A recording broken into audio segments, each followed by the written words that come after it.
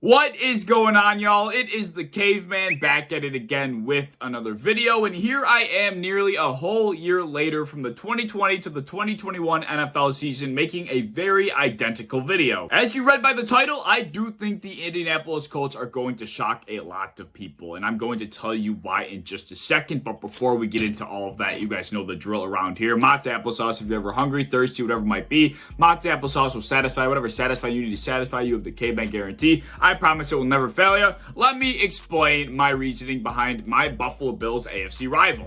Oh my, the Indianapolis Colts. My feelings about this team have not changed in the slightest bit since I last talked about them. To my knowledge, I have quite a few Colts fans that are subscribed to my channel. And first, I want to say thank you for subscribing, of course. And secondly, I thought I'd give an update on how I felt about the Colts going forward in the 2021 season. If you were not aware, almost a year ago now, I made a video talking about how the Colts were severely slept on in the 2020 season. It was December 15th, 2020. I talked about how the Indianapolis Colts were being severely underrated by the rest of the NFL. As a Bills fan, being an AFC rival, I wanted no part of the Indianapolis Colts. I knew for a fact that they had strengths where we had weaknesses. I just did not want any part of them, and everybody was acting like it was going to be a cakewalk when we unfortunately had to meet up with them in the wild card round. And as everybody remembers, they almost beat us. The Indianapolis Colts almost knocked out the Buffalo Bills. I tried to warn everybody. I tried to tell them the Colts are not to be messed with. I did not want any part of them, and lo and behold, they damn near kicked us out before we made it to the AFC Championship. That would have been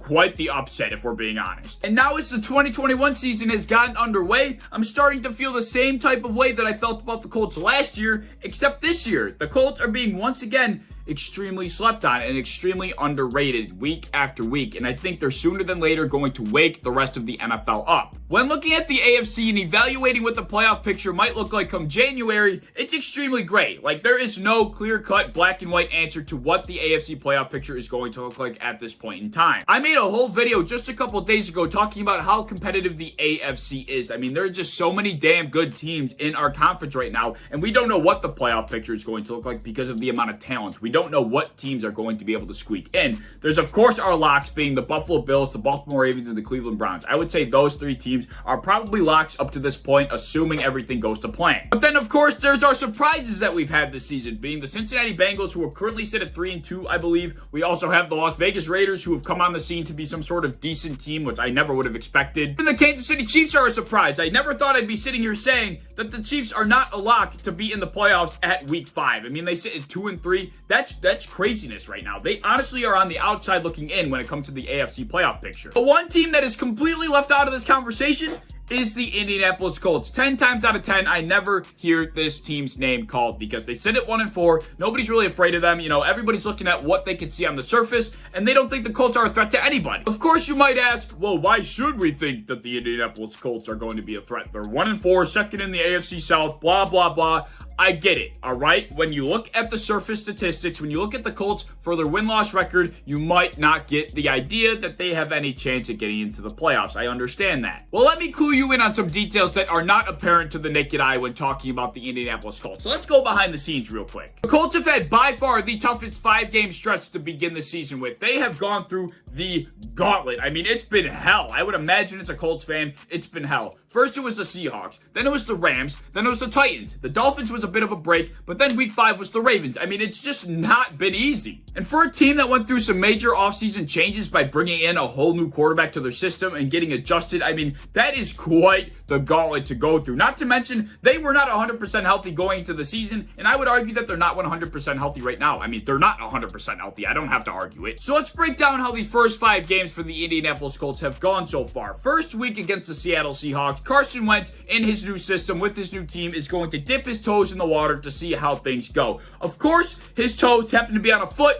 that is completely broken, and I mean that literally. Carson Wentz and Quentin Nelson both suffered the same foot injuries prior to the season beginning, and they somehow returned for the season to start. That was a really weird situation. I'm not sure how they got healthy so quick. But going against the Seattle Seahawks team led by Russell Wilson, who constantly has one of the best NFC offenses year in and year out, I mean, that's one hell of an uphill battle to have in your first week as a quarterback, being Carson Wentz with the Indianapolis Colts. I mean, you don't even have a second to get adjusted, not to mention your foot's probably hurting. It just wasn't favorable. Then week 2, they're catapulted into a game against the Los Angeles Rams, who in my opinion, are the NFC favorites at the moment. I think they are going to be the team that emerges on top of the NFC come season's end. The Colts battled. I mean, they really tried their heart out. They got to the fourth quarter. Carson Wentz rolled both ankles. He had to come out, and Jacob Eason threw the game away. Through the first 3 quarters, they played right with the Los Angeles Rams. And even in the fourth quarter, they did as well. Going into the fourth quarter, the Colts were only down by 3 points to the Los Angeles Rams. That's relatively impressive. Like I said, they just were not able to finish the job. They really stuck with them going into the fourth, but then Carson Wentz rolled both ankles. Jacob Eason threw the game away, and they fell to 0-2. Just a very tough way to go down to a very good Rams team. Once again, unfortunate, but very promising. As we moved into week 3, they went to Tennessee to take on the Tennessee Titans, their first of 3 straight road games. Like I said, Carson Wentz rolled both ankles in the week prior, and he somehow played in week 3. This dude is just made of iron and metal. Like, he can fight through any injuries, I guess, but he, once again, is not 100% healthy. The Tennessee Titans and Indianapolis Colts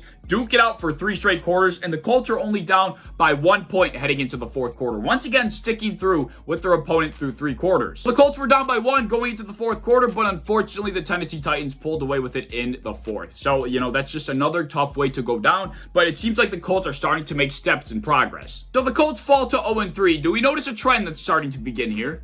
Well, we'll point that out as I continue to discuss the games. Week number 4, the Indianapolis Colts are underdogs against the Miami Dolphins in Miami. I could not believe that they were underdogs in this game. I mean, that just goes to show how just undervalued and how just underrated they are right now in the public eye. I mean, the Colts are not getting the respect they deserve. They go into Miami and they take care of business with no problem, like I thought they would. They are by far the better team than the Miami Dolphins. And finally, week number 5, this past week against the Baltimore Ravens, we all saw how that went. But there's positive to be taken from this game. Once again, the Indianapolis Colts not only stuck with their opponent through 3 straight quarters, they were absolutely beating the shit out of the Baltimore Ravens through three straight quarters. It was heartbreaking. It really, really was. Like, I felt for Colts fans at that moment. That was a really, really tough loss to suffer. But still, like I said, there's positive to be taken from this game. But once again, do you notice the trend that's being created here? The Colts in the fourth quarter, they just can't finish. But the fact that we're seeing progress week after week. Week number 1, they really didn't stick with the Seahawks at all.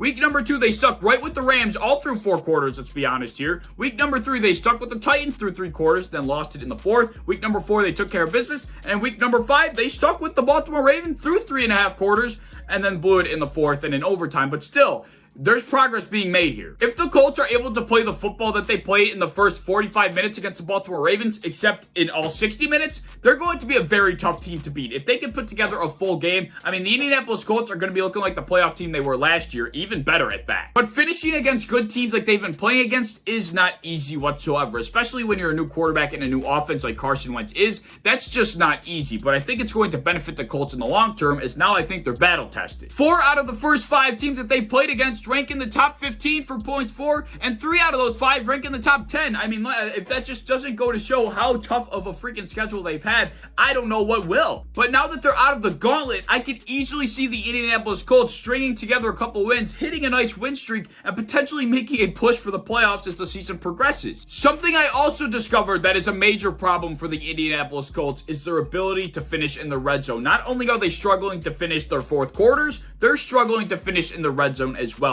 The Indianapolis Colts have 19 red zone trips on the year, which ranks in the top 10 for the amount of red zone trips for a team.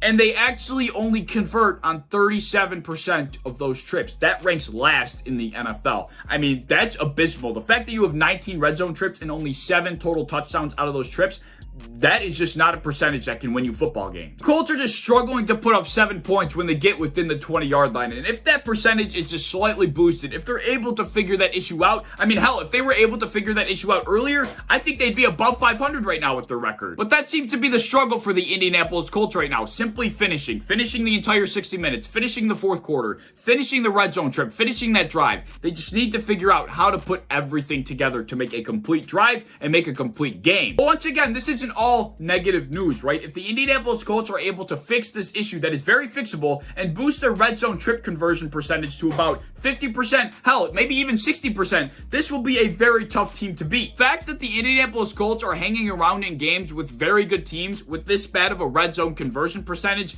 is bad, but it's good. It's actually very, very good. That means the Colts really could have won these games if they could just punch the ball in the end zone. And I think this is going to be an issue that Frank Reich, who is a brilliant head coach, could easily fix. Not to mention, like I've been saying, they are not healthy whatsoever. I don't think Carson Wentz is 100% healthy. Quentin Nelson and T.Y. Hilton have been on IR for a few weeks now. I think these guys are going to come off IR relatively soon, boosting that offense. I think it's going to only make them better and help their red zone conversion percentage. Frank Reich is going to solve this red zone issue that they have currently. I really think T.Y. Hilton and Quentin Nelson are going to help that issue as well. A lot of positives coming together for the Indianapolis Colts in the next few weeks. Not to mention their schedule. It gets a lot easier than what it's been up to this point. I could easily see the Colts scraping together a nice 10 or maybe 11 win season when it's all said and done. And that, I think, would give them the division and, of course, a playoff spot. But mark my words, folks. Just like I said last year, this team is not to be underestimated. This team is not to be slept on. The Indianapolis Colts might be 1-4, but they're a very, very good team that is going to shock a lot of people once they get going. I truly believe from the bottom of my heart that the Indianapolis Colts are going to turn their season around. Leave any thoughts that you have down in the comment section below. You guys know I love to talk to you guys down there. If you enjoyed the video, as always, please like, subscribe, do all the fun stuff. If you want to hit the bell to be notified when I upload, I would appreciate that. If you want to go over to Twitter, follow me over there. I would appreciate that as well. I'm a part of the Built in Buffalo content creation team. If you enjoy Buffalo Bills content, be sure to follow and subscribe to us